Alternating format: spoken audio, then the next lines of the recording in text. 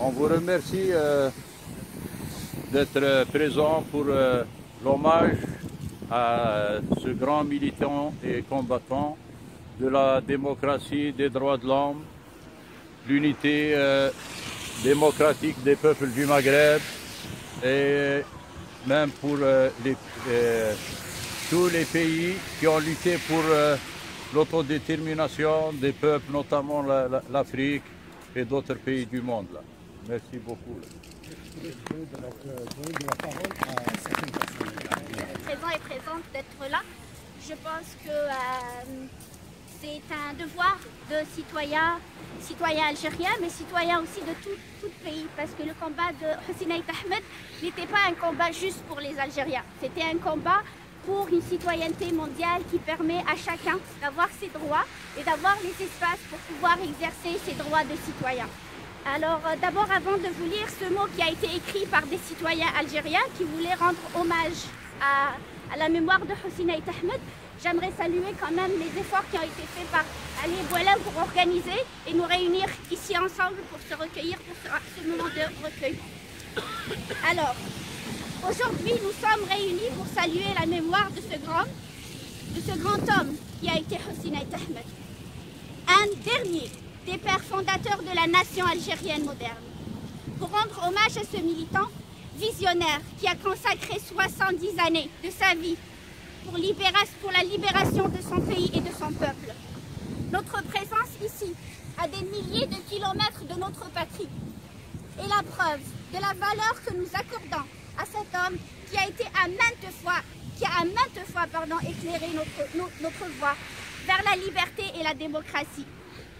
Malgré les propagandes, malgré la diffamation, malgré tout ce qui a pu être dit par ceux à qui il s'est opposé pacifiquement, sans reniement et sans compromis. Il a continué sa lutte, il est resté intègre, toujours et pour toujours. Le meilleur hommage que l'on puisse rendre à cet homme est de poursuivre son combat pour une Algérie démocratique, respectueuse de la volonté de tous ses enfants et de leurs droits politiques et socio-culturels. Comme il le disait, le militant de la démocratie et de l'algérianité, Jamal Zinati, faisant en sorte qu'ensemble, nous puissions donner une seconde vie au combat de Hossein Ait Ahmed et qu'ensemble, nous puissions enfin avoir la force d'aboutir son combat. Au revoir Del Hossein.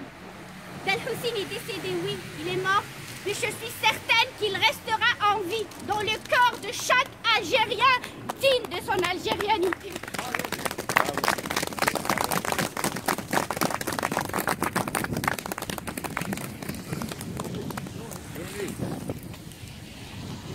Mot de moi, en cette occasion solennelle,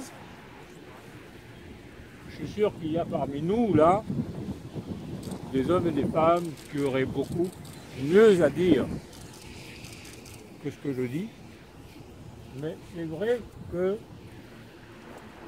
la lutte du peuple algérien, comme la lutte de tout le Sud global pour la libération, je la suis et j'y participe depuis mon enfance.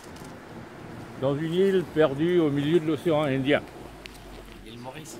À l'île Maurice.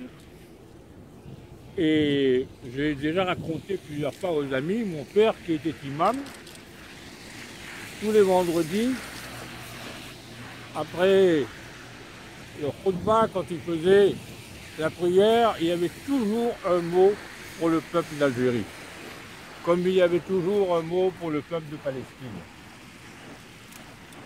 Et je dois dire que cet espoir, ce feu qui brûlait à l'époque, je l'ai vu, ce flambeau, tenu par un homme toute sa vie, comme c'est Hossein Ait Ahmed.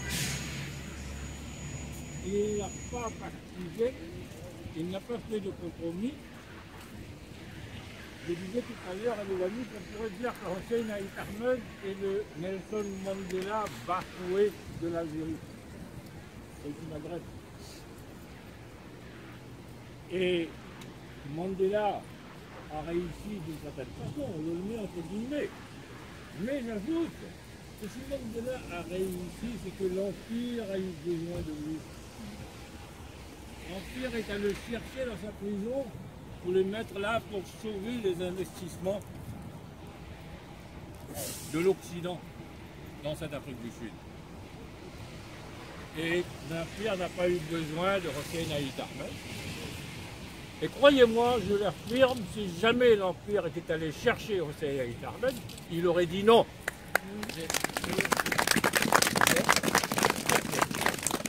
Merci à vous aussi. Merci à vous pour l'organisation.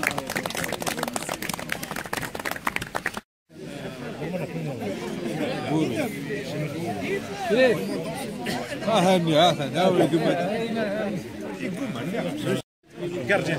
Je peux venir garder.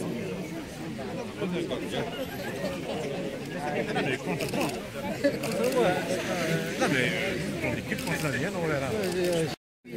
Voilà, et c'est ce que je voulais dire, ça va.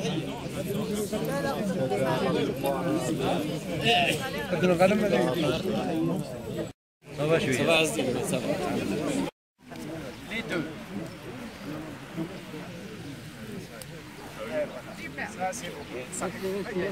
Ah, on va se mettre à la foot.